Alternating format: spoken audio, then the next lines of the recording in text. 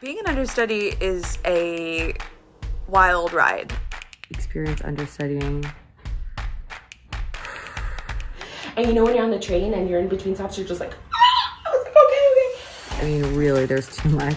There is really too much to say, but I will say that when I got to go on and did the scene one-on-one with Uma Thurman, that night there happened to be a drunk person in the second row who heckled us the whole time.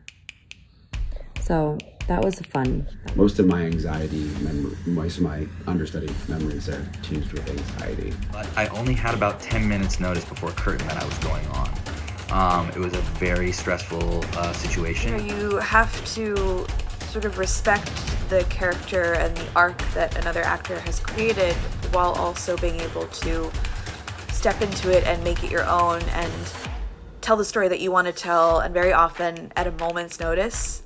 All the understudies and swings would be there, and we would be rehearsing the crowd scenes, and because we all knew so many tracks, we'd be able to rehearse the crowd scenes and all play like 3 or 4 different people simultaneously and jump around the stage. Fight scene, I had to kill Gabe Ebert on a boat in an actual body of water on stage. We never got to rehearse that together before going on. Different costume was going to be thrown on my person, and a different mic was going to be put on, a different wig was going to be put on, I was going to be thrown out on stage. Like, okay, do you want to run our scene? And then I had the first line and I just looked at him like, and he looked at me like, and we were just like, and he was like, I know in his head, he was like, oh my God, what's gonna happen tonight? Every day, me and my buddy Chris Thorne, who was the other white dude understudy, we would go upstairs in the Hudson Theater and we just run lines and we'd do our little Death of a Salesman, like whispered backstage while the real show going on. What's great about it is the whole company rallies around you when you have to go on at the last minute, and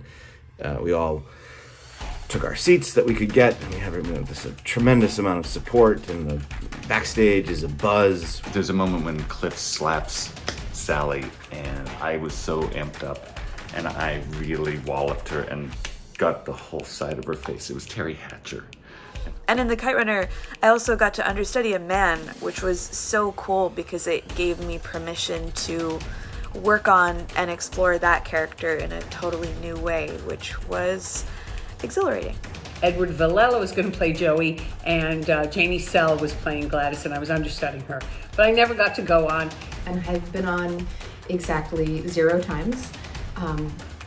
But I've done like at least a dozen Bob Ross paintings, so.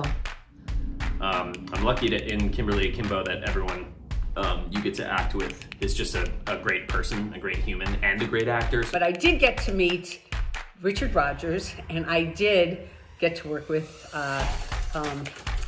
Jerome Robbins.